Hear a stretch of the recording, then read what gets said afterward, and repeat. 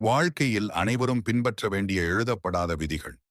குறைந்தபட்ச ஒழுக்கம் உங்கள் வாழ்க்கையில் கடைபிடியுங்கள். அது இல்லாமல் போனால் உங்களின் வாழ்க்கை பாதிக்கப்படும். வேறு எதுவும் இருந்தால் கூட மன நிம்மதி இருக்காது.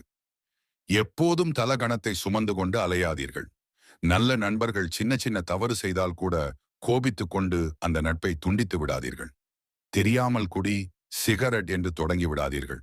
ஏனென்றால் ஆரம்பிப்பது சுலபம், முடிப்பது கடினம். எல்லா வியாதிகளும் 40 வயதில் ஆரம்பிக்கும். மனைவியுடன் கணவனுடன் உண்டாகும் சின்ன பிரச்சனைகளை பேசி சரி செய்யுங்கள். இவர் கிட்டலாம் யாரு பேசுவா என்று அதை அலுவலகத்ததில் குழந்தைகளிடமும் காட்டாதீர்கள். பெற்றோர்களை கடைசி வரை பார்த்துக் கொள்ளுங்கள். குறைந்தபட்ச வாழ்க்கை வசதிகளையாவது செய்து கொடுங்கள்.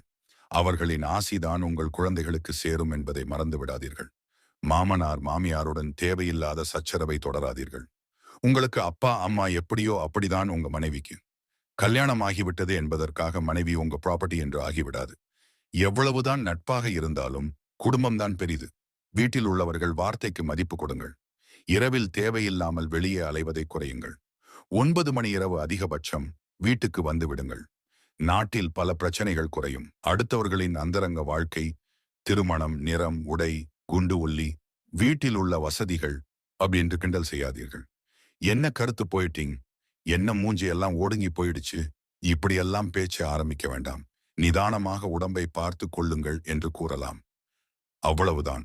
15% வட்டி கிடைக்கும் என்று யாராவது சிட் பண்டு ஆரம்பித்தால் சேர்ந்து விடாதீர்கள். எப்படி கொடுக்க முடியும் என்று யோசியுங்கள். MLM இது போலதானே நமக்கு கிடைத்து விட்டது. அடுத்தவனுக்கு எப்படினா என்ன அப்படின்னு நினைக்காதீர்கள். வந்து ஜாயின் பண்ணுங்க போன் செய்து அவரை தொல்லை செய்து நட்பை கெடுத்துக் கொள்ளாதீர்கள். ஏதாவது இரவல் வாங்கினால் ஒழுங்காக திருப்பி கொடுங்கள். பெண்கள் உடம்பு சரியில்லை என்றால் தேவையற்ற அதை பற்றிய விவாதத்தை தவிருங்கள்.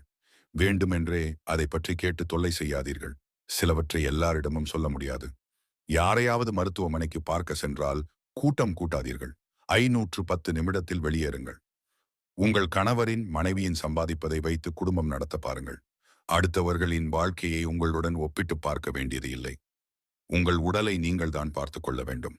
தர்ம பாதுகாப்பு, நிலையான ஆபரேஷன், SIP மற்றும் இன்வெஸ்ட்மெண்ட் இவற்றில் எதிர்காலத்திற்காக சேமியுங்கள்.